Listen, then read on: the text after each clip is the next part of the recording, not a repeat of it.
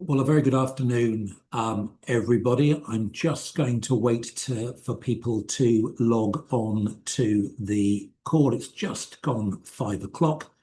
Delighted to see so many of you keen to hear about Standish. I'll wait about 30 seconds or so and then start the webinar.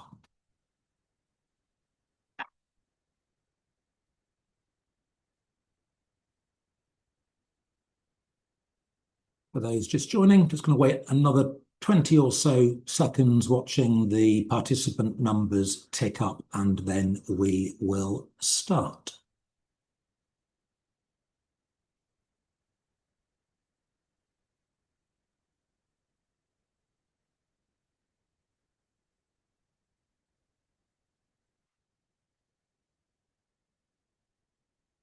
Right, we will kick off. Oh, that was a bad football pun, wasn't it? I wasn't even intending to do that. I was going to welcome everybody onto this call who, with the exception of at least one of our panelists, clearly didn't watch the football at 2 o'clock this morning. But a very warm welcome, everybody, to this Class Legal FRJ webinar on Standish, the concept of matrimonialisation, 1 year on and 1 year and 4 days, I think, exactly, from the Supreme Court judgment on the 2nd of July of last year.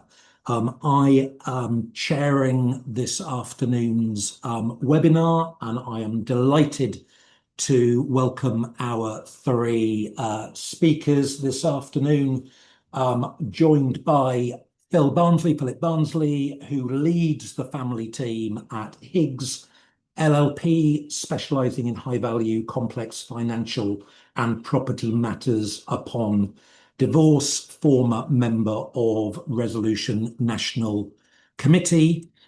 Second, Alison Bull, partner in Mills and Reeve in Manchester, highly experienced family mediator, financial and children arbitrator and lawyer.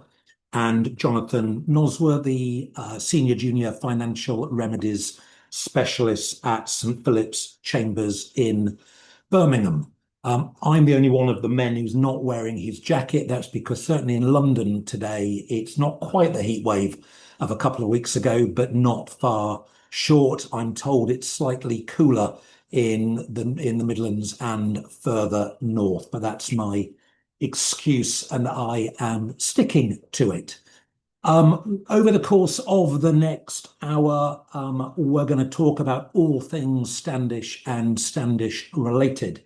I am going to give a few minutes background in relation to the Standish decision itself, and then Jonathan, Phil, and Alison are going to talk through the first instance decisions that have been coming down both from the High Court and the lower courts, really since the autumn of last year, and trying to tease out what they are saying about what Standish does or doesn't mean. Important for a number of reasons, because as I will then come back to, the government's current consultation on financial remedies, which opened last month and which is open for comment until the middle of August on the issue of matrimonialisation, effectively says, let's adopt the Standish approach, which rather begs the question that we all know or all agree what the Standish approach is. I'm going to keep an eye on the chat box and the Q&A boxes. If you've got questions or comments, please put them in one or the other of those two boxes. The idea is if everybody keeps to their 10 minutes, we should have 10 minutes of time for questions at the end, and I shall do the very best to keep everybody to time. So just a few minutes from me on what Standish itself said. I'm sure you will all know that it was a relatively long marriage, 2005 to 2020. Traditional marriage, husband, breadwinner, wife, homemaker. until 2017, all of the husband's wealth, aside from two joint bank accounts and the family home, a £21 million property funded by him, but in joint names, was held in the husband's sole name. 2017, husband transferred a shade under £80 million as part of an IHT planning scheme to benefit from the wife's non-domiciled tax status. It was the express intention and understanding that the wife would then transfer ownership into discretionary trusts in Jersey, to which the husband could be added as a beneficiary. Quite a strong play, because the wife didn't establish any of those trusts. The wife, upon receipt of the £80 million into her sole name, issued divorce proceedings, and the rest, as they say, is history. First instance decision of Mr. Justice Moore, not fully reported but published as ARQ and YAQ 2022 EWFC 128. He asked the question, what did that £80 million transferred to the wife become if it didn't become, as he found, her separate assets? He found, paragraph 75 of his judgment, the only possibility is that they became matrimonial property.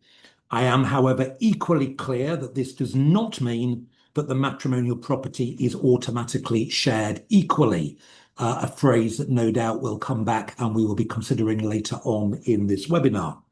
He found the total assets to be 132 million. Matrimonial property was 112 million. 20 million was non-matrimonial. He decided, looking at the 112 million, that should be divided 60%, 40% in the husband's favour. So wife received £45 million, 40% of the 112. Husband received 67 million, being 60%, plus the 20 million non-matrimonial. So it was 87 million plays 45 million. And Mr. Justice Moore said, I don't have to do a needs analysis because I'm pretty sure that Mrs. Standish can meet her needs on £45 million. Neither party was happy with that outcome. Both appealed to the Court of Appeal. Wife said the award should be increased from 45 million to 66 million. In other words, half the overall wealth of 132 million. Husband says assets in 2017 transferred to the wife were not matrimonial, and wife receiving 40% of the total assets was too much. The main approach of the Court of Appeal, reported at 2024 2FLR 966, Lord Justice Moylan, was really to focus on the maths of what Mr. Justice Moore had done. He said, well, hang on the judge's findings, if I exclude the £80 million transferred, there's 32 million in matrimonial property. If the wife's entitled to half of that 32, she gets 16. But if she got a total of 45 million in total, that means she received 36% of the assets that were transferred to her. And that means that if you multiply 36 by 2, 72, 73% of this asset, which had not been matrimonialized, had effectively been found to be matrimonial. And Lord Justice Moylan says, well, that seems to be unfair. What he basically says, paragraph 178 of his judgment, is that of that £80 million, 75% was non-marital. The balance of 25% or 20 million is marital. That's added to the other marital property of 30 million. Total marital property is therefore 50 million. Wife exits with half of that, being 25 million pounds. Husband left with 107 million. Wife's total award therefore reduced from 45 million to 25 million. I believe that remains the largest reduction to a divorce settlement ever ordered by the English appeal courts. And the matter was remitted to Mr. Justice Moore to see if 25 million met the wife's needs. Most of us might think that's sufficient to meet needs, but who am I to determine that? Wife is not particularly happy with that, so she appeals to the Supreme Court, heard on the 30th of April, 1st of May last year, judgment on the 2nd of July last year, reported 2025 2 FLR 489. The essential question is formulated at paragraph 6 as being, how does the sharing principle apply, where a relatively short time before the divorce, the husband made a transfer of assets worth £80 million to the wife for the purpose of setting up a trust to negate inheritance tax, and where at the date of the divorce, the wife hasn't set up the trust and retains the assets. The principles are that there's 5 legal principles that are set out in the Supreme Court judgment. Second of which is non-matrimonial property should not be subject to the sharing principle. That's pretty straightforward. Paragraph 50, which I think we're going to come back to, the sharing of the matrimonial property should normally be on an equal basis. We may have to debate on this call what normally means. And then really at paragraph 51 and through to about 54, 55, the heart of what we're going to be talking about today, what starts as non-matrimonial property may become matrimonial property, and the test as set out, this is really 51, 52, 53 of Standish, is to consider how the parties have been dealing with the asset and whether this shows that over time they have been treating the asset as shared between them. That is, says the Supreme Court, matrimonialisation rests on the parties over time treating the asset as shared. The period of time must be sufficiently long for the parties' treatment of the asset as shared to be regarded as settled, where a party has demonstrated an intention to use an inheritance for the benefit of the family by translating it into actual use and enjoyment. The parties have elected to treat it as matrimonial property, even if its origin was from outside the marriage. Paragraph 54, it's our view that it is the parties' treatment of what was initially non-matrimonial property over time as shared between them that is central in deciding the fairness of that property being viewed as matrimonialisation. So dealing, intention, over time. You couldn't move immediately after the Standish decision on LinkedIn with people telling us how much the law had changed. Have to say I wasn't entirely persuaded that it had changed the law significantly. There was an absolutely excellent blog by Callum Smith of One Hare Court, Final Reflections on Standish, Was It All Worthwhile, which is on the FRJ website, dated the 9th of July 2025.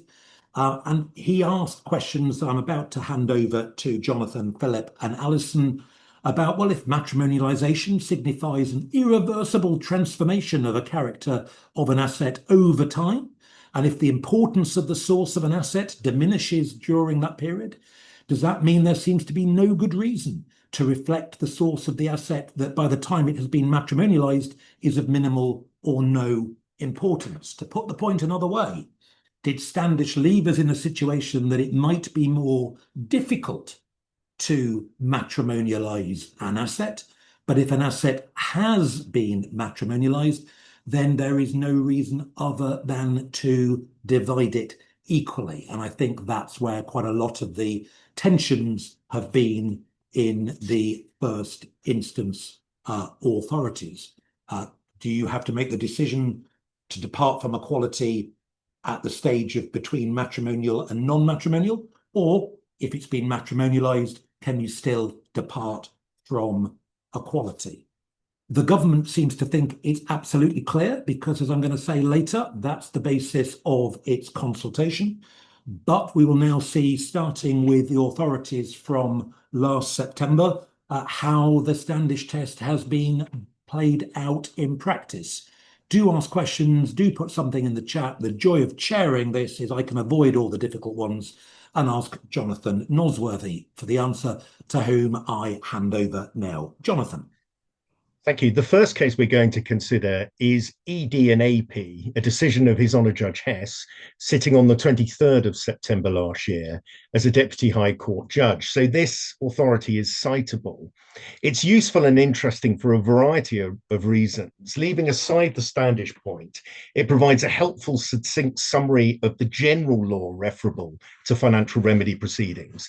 And significantly, a readily understandable summary of how private equity models work. In this case, the husband and wife were married for 28 years. The husband was a senior manager in a private equity firm. The wife was a homemaker.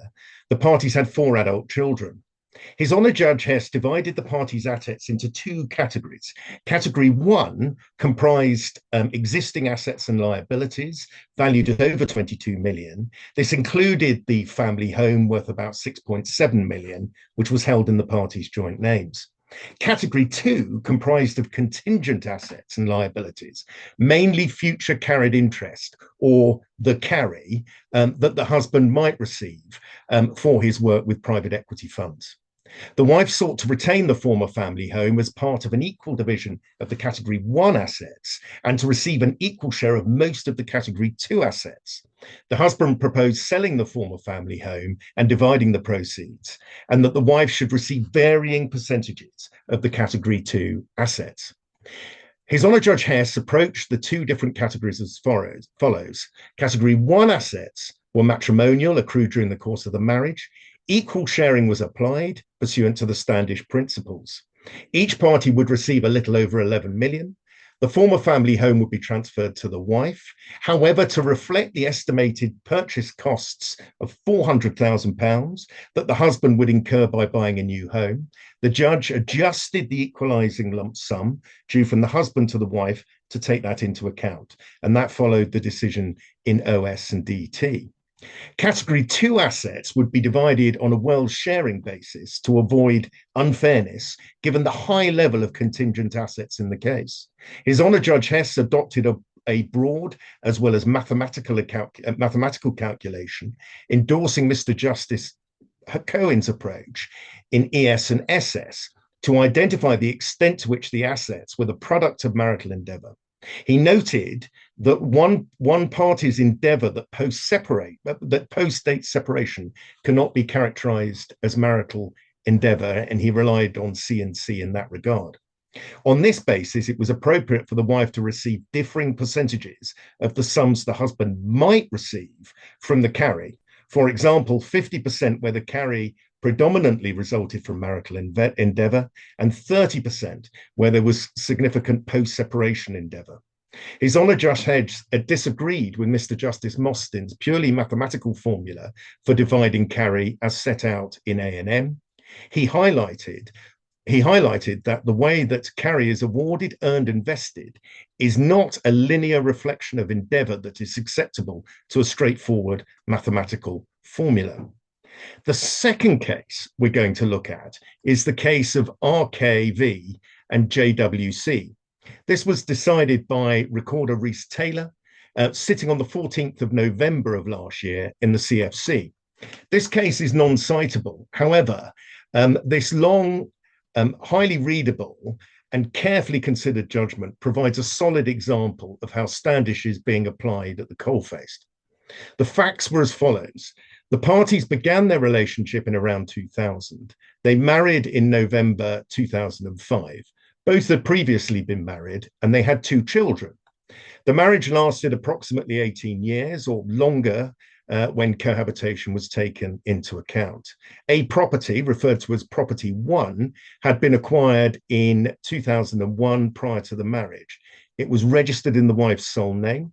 The purchase had been funded largely by a loan from the wife's mother in the sum of $210,000. Initially, the property was used by the wife. Later, it was occupied by both parties as their family home before the family moved elsewhere. The party's effective main family home was purchased in 2010 and was registered in the husband's sole name. The husband also acquired multiple UK investment properties, overseas properties, and interests in several companies linked to his private security business. The marriage broke down in August 2023. The husband was later convicted of criminal offences and served a custodial sentence of about a year. The wife also received a suspended prison sentence in the same proceedings. In the family proceedings, the husband was found to have engaged in extensive non-disclosure and dissipation and warehousing of assets through third parties. His litigation conduct was variously described as dishonest and obstructive, amongst other things, leading to adverse inferences and adbacks being made against him. The central Standish issues arose in relation to property one. Was it a non-matrimonial asset retained by the wife, or had it been matrimonialized fully or partially so that it fell to be shared within the sharing exercise? Recorder Taylor expressly directed himself to Standish, focusing on the source of the asset, how the parties treated the asset over time, their shared intention in respect of it, and whether and to what extent fairness required its integration into the matrimonial request. Importantly, the court rejected any automatic or binary approach to matrimonialization. The court made the following findings. Property one was clearly non-matrimonial at the time of its acquisition. It was purchased pre-marriage. It was in the wife's sole name, and it was funded via a family loan. However, it was later occupied by the parties together. It was treated as their home for a period of time. The parties benefited from some contributions and management by the husband, repairs, landlord functions, things of that nature. But at the same time, the wife retained all the rental income. She treated that income as her own, and she didn't integrate the property fully into the parties' joint finances. Importantly, the property ceased to be the family home in 2010, long before the parties' separation. Applying Standish, then, the court held that matrimonialization does not have to be all or nothing. Fairness required recognition of both the non-matrimonial origin of the asset and the later marital use of the asset. Accordingly, only 30% of property one was treated as matrimonial and brought into the sharing calculation. Jonathan, there's another. Sorry, Jonathan, just before you go quickly into that third case, can I just reassure those who are putting comments in the chat and the Q&A?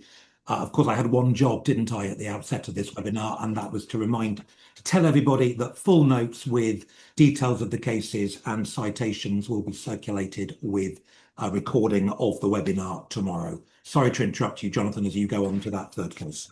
No, not at all, Nick. Thank you very much for saying that. Before I go on to the third case, there is another interesting non-citable case reported as VP and SP, and again, the citation is in the notes. It's a decision of Deputy District Judge Cassidy Hope in November last year. It considers the application of the Standish principles in a lower value case and considers the matrimonialization of debt. A summary of this case is, as I say, is included in your notes. That chronologically brings us on to the case of LIN and PAR. This is a decision of Mr. Justice Peel sitting on the 21st of November of last year. The facts of that case are that the husband and wife separated in 2000 following a childless marriage of approximately 9 years. Decree absolute was granted in February 2002. In 2001, the parties reached what Mr. Justice Peel later found to be an exidias agreement, under which their modest assets were divided broadly equally. Although a draft consent order was prepared, it was never sealed by the court. Importantly, both parties believed that an order had been made and acted on that basis. They implemented an equal division of their assets and proceeded on the understanding that there had been a clean break. Guess what? Following the divorce, the husband went on to become a very wealthy businessman and remarried. The wife didn't remarry, and her financial trajectory did not follow in the same way. In 2022, more than 20 years after the divorce, the wife became involved with a third party, Mr. TP, who encouraged her to pursue a financial remedies claim on discovering that no order had been made. Mr. Justice Peel found that Mr. TP had a malign influence and was motivated by a desire to obtain information about the husband's wealth. His involvement ceased by early 2025.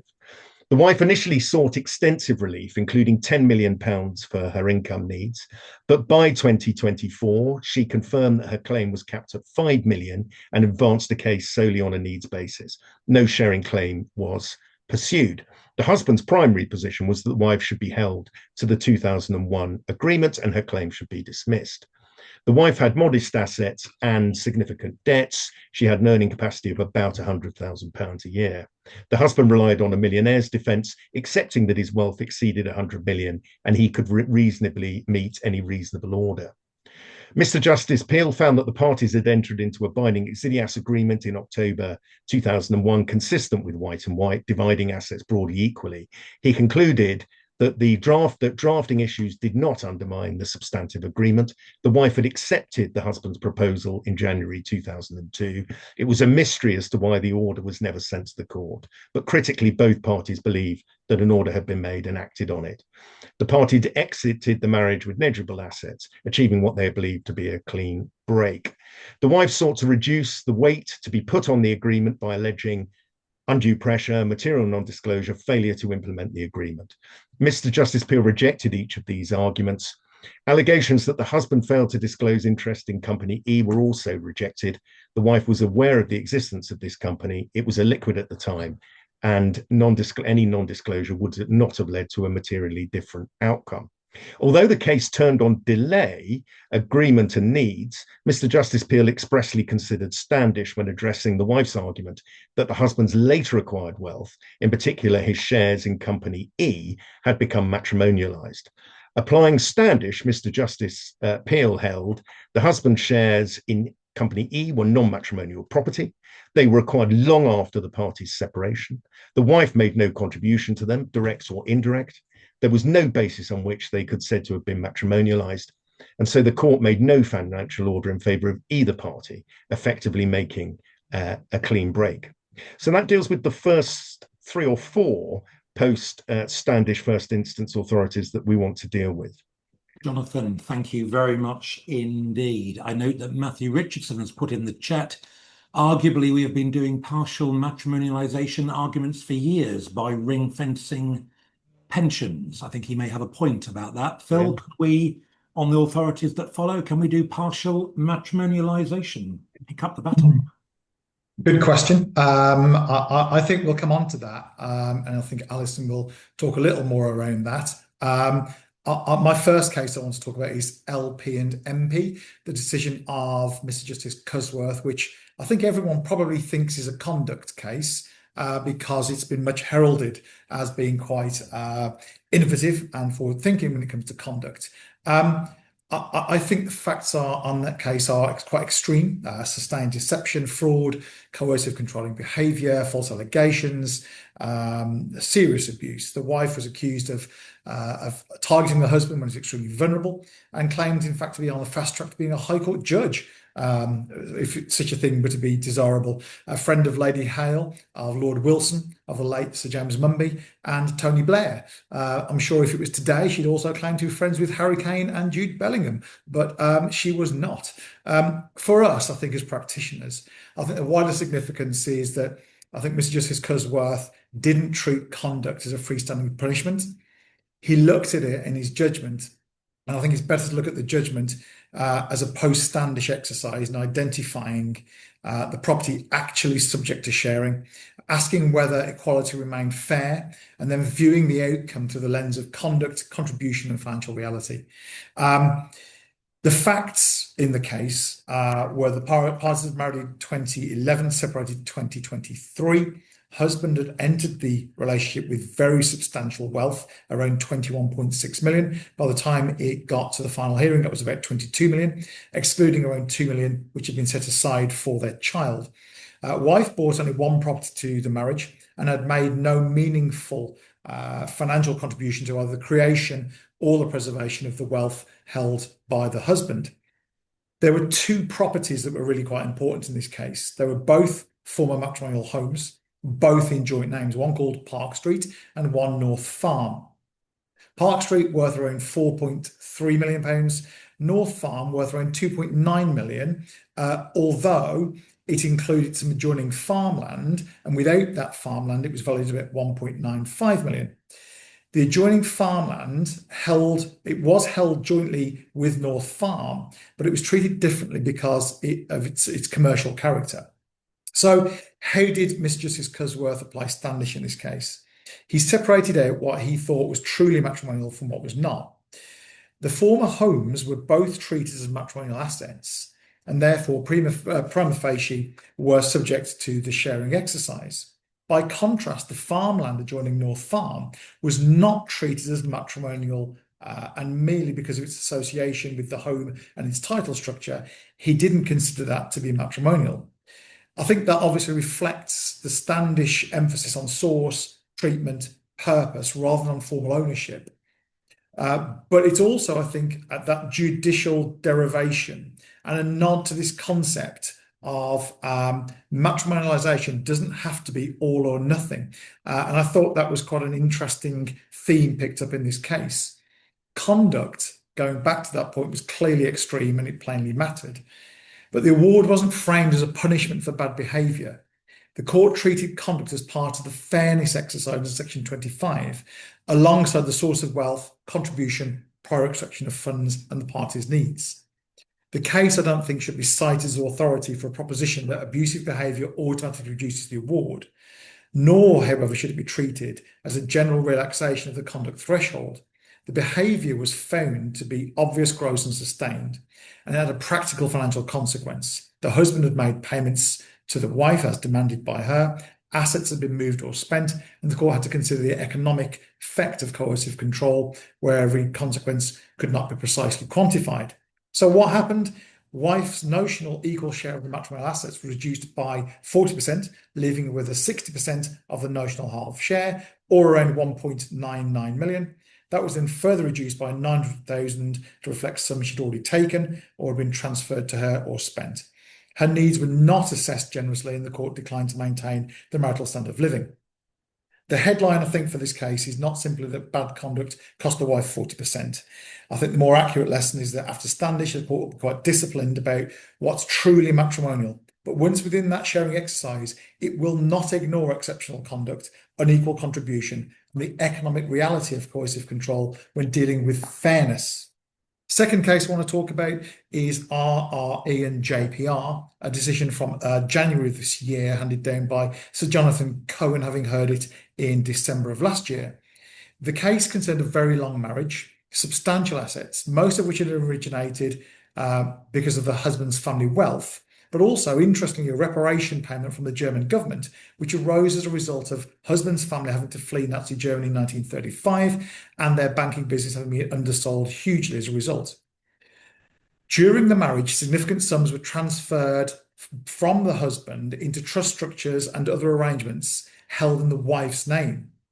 The wife, unsurprisingly, argued those transfers were gifts, or alternatively, those assets had been matrimonialized. Husband, in turn, argued those transfers were made for tax or estate planning purposes and never intended to change the beneficial ownership.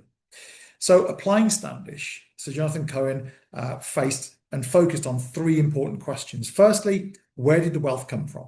Secondly, why were the transfers made? And thirdly, how did the parties actually treat the assets over time? Going back to those Standish criteria that Nick mentioned earlier. Legal title was not decisive. The fact that assets stood in the wife's name didn't, without more, prove a gift or shared ownership. Nor did tax planning, administrative convenience, or the continuation of arrangements after separation amount to a consistent pattern of shared treatment. Judge concluded that the sums transferred into trust and paid to the wife remained the husband's non-matrimonial funds. There was no reliable contemporaneous evidence of an outright gift and no persuasive evidence that the parties had treated the assets as part of the matrimonial partnership. The wife's claim therefore proceeded principally by reference to needs rather than sharing, producing an outcome broadly in the husband's favour. I think the lesson in this case is evidential. I think Standish has made source, intention and treatment central to this analysis, and this case shows how that test might be applied in practice. If wealth's moved between spouses or into trusts for tax or succession planning, the advice, purpose and intended beneficial ownership must be recorded with precision. Attendance notes, tax advice, trust correspondence, letters of wishes, board or trustee papers, client's instructions, I think are likely to become more and more important on an evidential basis as the years go by. In future cases, accurate documentation of financial and tax advice won't just be background material. It will be crucial evidence on whether an asset has or has not been matrimonialized. At its core, I think RRE addresses an increasingly contested issue, whether transferring non-matrimonial wealth into a spouse's name or into structures from which they benefit alters its character for the purposes of division on divorce. The court's answer following this case is emphatically that it doesn't. The overall result was the husband kept 66% of the overall wealth. The court said, this is fair in all the circumstances. In the light of their provenance, I would regard this as a fair outcome, even if the funds had been matrimonialized. In terms of my final thoughts on this case, I think post-Standish, the hurdle remains significant for spouses seeking to argue that externally derived wealth has become shareable. If there's no reliable evidence of a gift and no persuasive pattern of shared treatment, the courts, I think, are unlikely to conclude that non-matrimonial property has been matrimonialized. The rationale in this case focused on the non-matrimonial provenance, lack of intention to share, and continuity of financial arrangements post-separation. No documentary evidence of gifting. The case, I think, demonstrates continued significance of source, intention, and treatment. Decision confirms that the court will not treat non-matrimonial assets as shareable merely because they've been transferred. In the absence of compelling evidence of a gift or matrimonialization through sustained shared treatment, they're going to remain non-matrimonial. I think for any of us advising clients where there's family wealth, trusts, interspousal transfers, I think it reminds us that those documents, the intention and the conduct remains central. And I think our conversations with the advisors that we work with who are providing that tax advice and wealth advice is to make sure that records are kept fastidiously. Alison. Yeah, Alison, thank you. Thank you very much, Phil, for that. Alison, of course, it's one thing evidentially arguing about use of enjoyment of an asset that you can use and enjoy during the course of the marriage. Bit different in respect of pensions for fairly obvious reasons, an issue that I think His Honour Judge Hess had to grapple with. Indeed, and that's the first case that I'm going to be talking to you about. Thank you, Phil. Thank you, Nick. So BS and HC, I think this is one of the most interesting post-Standish cases. Many of you will be familiar with it already. The parties were in their early 60s. They'd married after a few months of cohabitation in 2009 and separated in 2024. The financial remedy proceedings reached a final hearing in January this year over 4 days. Neither party sought spousal maintenance, so the case was really about capital division and pensions. There was also an unsuccessful add-back argument. So the central dispute was about the husband's main pension, which was worth just over 3 million and had originally been a defined benefit final salary company scheme from his employment that had started well before the marriage. The questions that the court said needed to be answered were, what proportion of that pension accrued during the marriage and so was matrimonial, and to what extent the non-matrimonial element had been matrimonialized.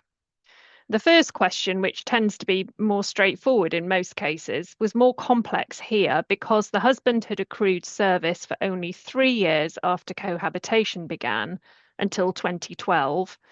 But the pension's value had increased considerably after that, between 2013 and 2021, for 2 reasons. The first was that the company had remedied a significant underfunding issue, which was largely done through decisions of the husband because he was the CEO. And then later, actuarial changes and investment growth. The husband then transferred the pension into a SIP in 2021, which was 3 years before separation. So the code identified 3 different valuation approaches and effectively said that the court should decide between 2 of them. The first was an approach based on time in service, which would have meant only 14.4% had accrued during the marriage. or an approach based on cash equivalent value, which would have meant 91.5% had accrued during the marriage because of the resolution of the funding issue and the investment growth.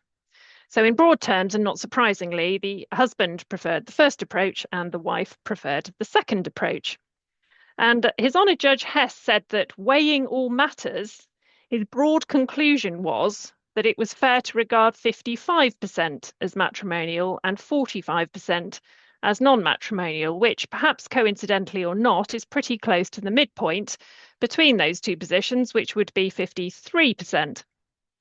He then went on to consider the key question of whether the non-matrimonial pension, so that 45%, had been treated by the parties as shared, such that it had become matrimonialised. And he said, as Nick alluded to before, pensions are different. They remain in one name, they are rarely mingled in the ordinary sense, and they are often not drawn or used during the marriage. And although he said actual use and enjoyment is not essential, something more than general statements about sharing are required. Because here, the wife had received a gift of £1.5 million from her father during the marriage, which was used to purchase a property put in joint names at the husband's request. The judge accepted that the husband had said words to the effect of, "It doesn't matter that I'm not contributing to the purchase price because we will share everything equally in our marriage. Everything comes and goes out of the same pot." But His Honour Judge Hess said that that was not sufficient to matrimonialise the husband's non-matrimonial pension rights, perhaps in part because the gift received by the wife was broadly matched by the sale proceeds of the husband's company shares. There's a lot more we could say about that, but not in the time available. It's definitely a case to be read in detail, and there is more information in the notes. So the next case is BC and BC, number 2, matrimonialisation, division of shareholding, provision for debt, which is a decision of Mr. Justice Garrido. And this case addressed the husband's shareholding in a company, CC, which he had when the parties began to cohabit in 2007, and so was non-matrimonial of origin. The value at the time is less clear. In 2005 or early 2006, it had been effectively regarded as nominal in the husband's previous divorce, but grew during 2006 and 2007. And at the end of that year, CC floated, valuing the husband's shareholding at just over 10 million. The judge said that the question of whether any of that was joint matrimonial endeavour and so matrimonial may well be of little importance because of what happened next. The husband didn't realise any of the cash value until 2014. Then he raised 6.5 million, which he paid into a joint account, and from that bought a London flat and a Caribbean property in joint names and renovated both, as well as spending money on the family. And their shares ultimately raised a further 1.5 million. He said that what started as non-matrimonial had, by 2014, become well and truly matrimonialised, because it had been spent on joint property and had been used to pay marital expenses from the joint bank account. And the judge found that this situation fell into both categories B and C of K&L, which was endorsed by the Supreme Court in Standish. So over time, the non-matrimonial assets had been mixed with the matrimonial such that it's not possible to identify a non-matrimonial element, and it had been invested in the purchase of a matrimonial home, treated by the parties as a central item of matrimonial property. The husband and the wife had treated the realisation of the shares as a shared resource when using the monies on joint expenditure. The judge then went on to ask whether a departure from equality might nevertheless be justified, concluding clearly that the answer to that question is no, saying either an asset is non-matrimonial, in which case it is excluded from sharing, or is matrimonialised, in which case it is included in equal sharing, unless there is another additional justification for a departure from equality, so for example, to meet needs. He said there is no room for a hybrid treatment of assets that have become matrimonialised, and specifically that there is no room for an unprincipled, randomly alighted upon 5% departure from equal sharing, or 4%, or 6%. So very much applying Standish to the letter, I would say, unlike perhaps you might consider some of the other decisions we've been talking about that are taking a very different approach. And then I'm turning to the last case I'm going to talk to you about, which is Thirsk and Thirsk. It was a decision of Mr. Justice Cusworth determining a claim under the 1975 Act by the widow against the estate of her husband.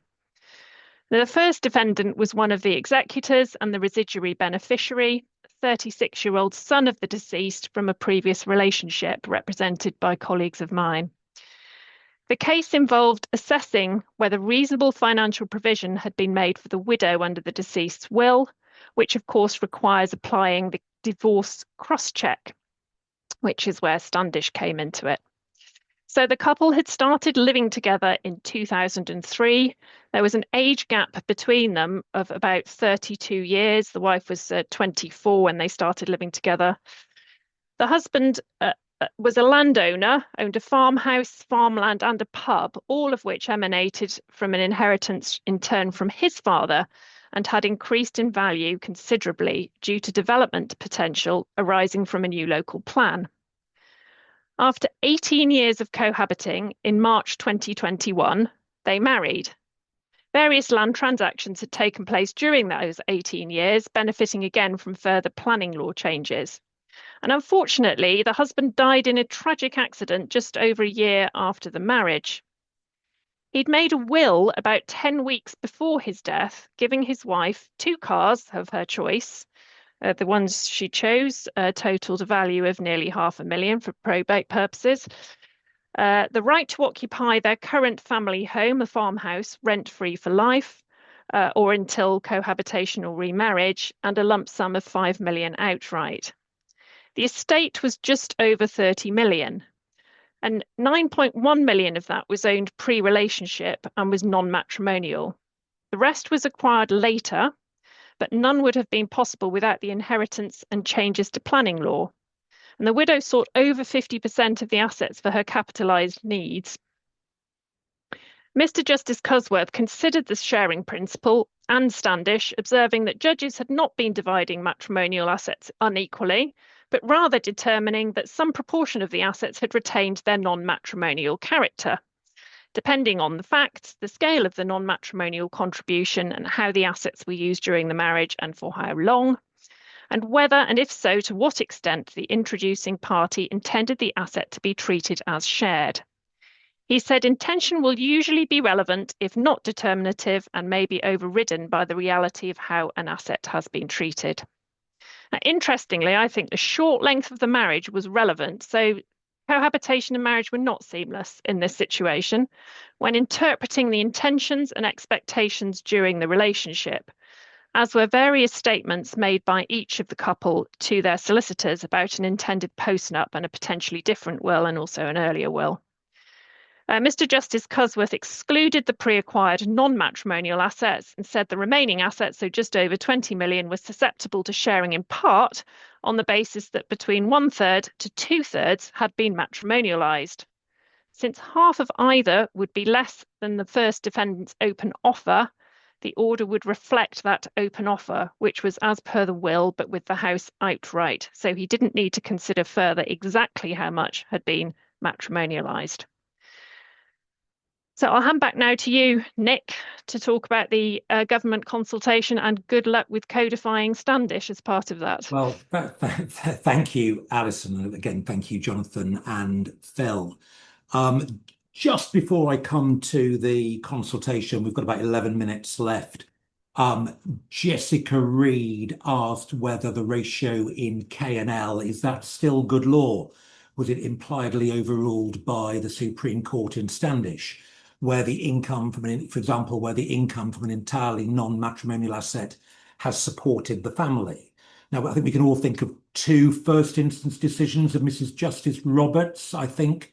One where there was rental income received on a non-matrimonial property, and that in and of itself was not found to matrimonialize the asset, and her other case where I think the husband basically ran the wife's investment portfolio and highly successfully, and that wasn't found to matrimonialized the asset. I think those cases you would now be looked through the prism of intention, use, and enjoyment, and over time. Certainly, the KNL decision itself was approved by the Supreme Court at paragraph 51 to 52 of Standish, but it was made clear that those three categories that Lord Justice Wilson, as he then was, identified at paragraph 18 of KNL were correct, but were not exclusive. Moving on to the consultation, as Alison in particular has foreshadowed, I think where we find ourselves now is really that question that Mr. Justice Garrido posed and answered in one way at paragraph 41 of BC and BC number 2, whereas Alison said, he said, in my judgment, either an asset is non-matrimonial, in which case it is excluded from equal sharing, or is matrimonialized, in which case it's included in equal sharing along with all other matrimonial property, because that's what paragraph 50 of Standish says, and there's no room for a hybrid treatment of assets that have been matrimonialized. But as Jonathan, Phil, and Alison have said, if you look at those first instance decisions, that's clearly not what all the first instance judges have been saying. So if we look then at the government consultation, question 3 is, do you agree with the government's view that it should codify the distinctions between matrimonial property and non-matrimonial property in line with the Supreme Court's decision in Standish? You may wish to give reasons in the text box, yes, no, or undecided. Perhaps one answer may be not entirely sure what the Supreme Court's line was in Standish. And then in question 4, saying things like that, I really should remember I shouldn't say things like that when I know these things are recorded and circulated, but there we go. And question 4, and this really picks up another point that's been made in the chat. Question 4 says, should the court be able to consider how the property has been used, shared, and treated by the parties and over what time period when deciding whether non-matrimonial property has been matrimonialized? You may wish to give reasons. And what I thought was interesting, I don't know whether Phil, Alison, or Jonathan, you want to pick up on this, but is it deliberate, do we think, that the government has used the phrases used, shared, and treated, and over what time, where those are objectively verifiable criteria, and haven't, at least in the question, included the word intention, which of course is arguably more subjective and is obviously a phrase that those who do Talata work are more used to using in consideration of, for example, constructive trusts. And I think many people feel that of the Standish test, it was the inclusion of the word intention that is arguably the most problematic in terms of matrimonialization. It's not there in question 4 of the consultation. Phil, Alison, Jonathan, anybody want to say whether they think that was deliberate or not? I think there is a deliberate element to that because of we have on one hand, don't we, a phalanx of case law that tells us not to rummage in the attic of relationships and marriages when looking at things like conduct. The use of the word intention in the judgment in Standish, I think, probably invites us to do precisely that in relation to matrimonialization. So to my mind, excluding it from the question, on one hand, that question 3 asks us, of course, if we should adopt the distinctions between this kind of property from Standish, but then excludes the use of intention. And I think that is extremely deliberate in my view, because it's the floodgates argument. Alison, Jonathan, anything you would do to agree or disagree with that? I agree completely. Yes, I agree as well. I mean, it's very problematic, isn't it, to identify what somebody intended. It's certainly not going to be something that you're going to be able to do as part of an online process where, ultimately where we may get to where clients are ticking boxes when they produce their own financial remedy order. They're not going to be able to agree on that at all. I mean, I also think it's difficult because that's not really how the world works. I mean, if somebody brings a property into the marriage and the family go on holiday there, are you meant to do a contemporaneous WhatsApp or email going, I'm delighted that you can going on holiday to a property I brought into the marriage, but I don't intend to share it with you. The age of romance is not yet dead. Indeed, and again, I can see how, if we're going to move towards binding nuptial agreements, then where potentially we end up is we're going to have a huge amount of potential argument within those agreements for people to say, well, my intention and the way we're going to treat this particular asset or these separate properties is going to become increasingly controversial and arguable point. Because if we are going to have binding agreements, then clearly those who are seeking to protect those kind of assets are going to seek to do so in a documented way at the exit of their relationship or marriage. Yeah.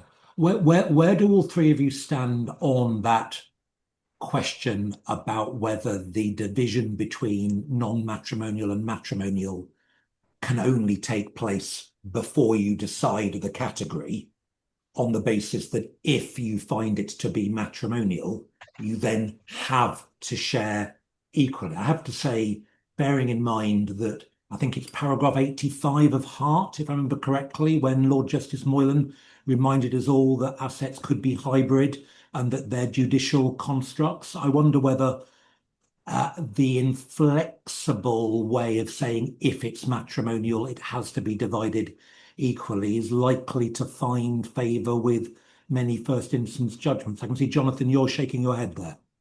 Well, to my mind, it would be extremely unfair. I mean, if you take the example of a business that's perhaps a husband or a wife has inherited, been run by their family for hundreds of years, then the individual in question is married for 10 years, goes to work there every day, increases the value of it, and in one sense may be seen to have matrimonialized it.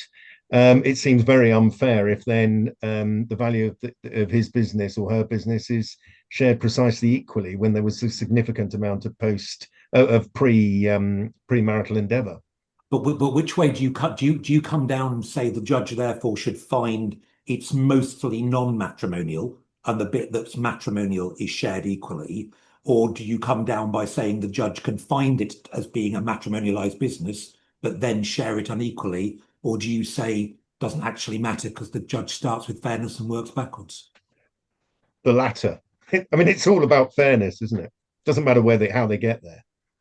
Alison, do you take the same view or different? Well, I think the consultation and what clients want and need is clarity. And so that's really the most important thing for these people who are going through the worst time of their lives, to know what is actually going to happen. Is there going to be an argument about what's matrimonial and what's non-matrimonial, and then the matrimonial is shared equally? Because that seems to be what some of the cases are doing, is looking at categorization of the asset. Or is it going to be what proportion of it is matrimonialized? Can't really say. I don't think, clarity is going to be the most important thing for clients and is what the consultation is trying to achieve. So that, I think, for me is the. So which would you prefer from a client-facing point of view and a clarity point of view? Which of the you can divide non-matrimonial property unequally, or if it's found to be matrimonial, it has to be divided equally, do you think provides greater clarity? Well, I think that's going to depend on how you categorize what is matrimonial and non-matrimonial, isn't it, as well? Because you've got to have clarity around that as well. It is tricky, and they're going to be people who lose out inevitably, but that's what happens, isn't it, where you have a law that's effectively codified. The difficult question, I think, is around pensions and this idea that there has to have been some intention over it. and or overtime sharing, because that, as Judge Hess said, that doesn't happen in practice. So what do we do about that? Because I think there are many families where you have one spouse who has the pension and the other spouse who has a very much lesser pension, but at no point do they have an express discussion around that, and they can't share it until there's a sharing order. So that I think is problematic, because that's the reality. That's how most people live their lives, I think. And of So what course, do we do about that? Because that's a different question again, because there can't be any, as Judge Hess said, can't be any correct. And of course, sharing effectively. what does overtime mean? I mean, and that may change from case to case. Phil, we're coming up pretty much hard on about 6 o'clock, but I'll give the last word, Phil, to you. Which way do you jump, or which way do you think is the better way to approach it? I think from a client clarity perspective, clearly, having read the consultation and the questions, I think the way that the consultation is set up is that they would like to have a definition of matrimonial and non-matrimonial property as a starting point, and then that is divided equally because it's easier to quantify. The difficulty, I think, with that, to Alison's point, I think she's absolutely right, is trying to define matrimonial and non-matrimonial property is, as we all know, an exercise in futility and sometimes all-out warfare. And so therefore, I think that however you cut that and however you try to slice it up, I think you come back to Jonathan's point quite neatly, which is fairness has to be the starting point, and you kind of work backward from that because that's what we do. Well, I'm gonna rest on fairness being what we've achieved rather than an exercise in futility, Phil, over the course of the last hour. Thank you to you, Jonathan. Thank you to you, Alison. Thank you to you, Phil, for that discussion, but also a run through all the first instance case law since the early autumn of last year. A recording of the webinar and the full notes, which you will all be delighted run to about 29 pages, will be circulated by Alex at Class Legal tomorrow. It only remains for me to thank everybody for attending. Those of you who were up overnight, I hope you get a better night's sleep tonight, and we'll see you on another Class Legal FRJ webinar soon. Thank you all for attending. Bye-bye now.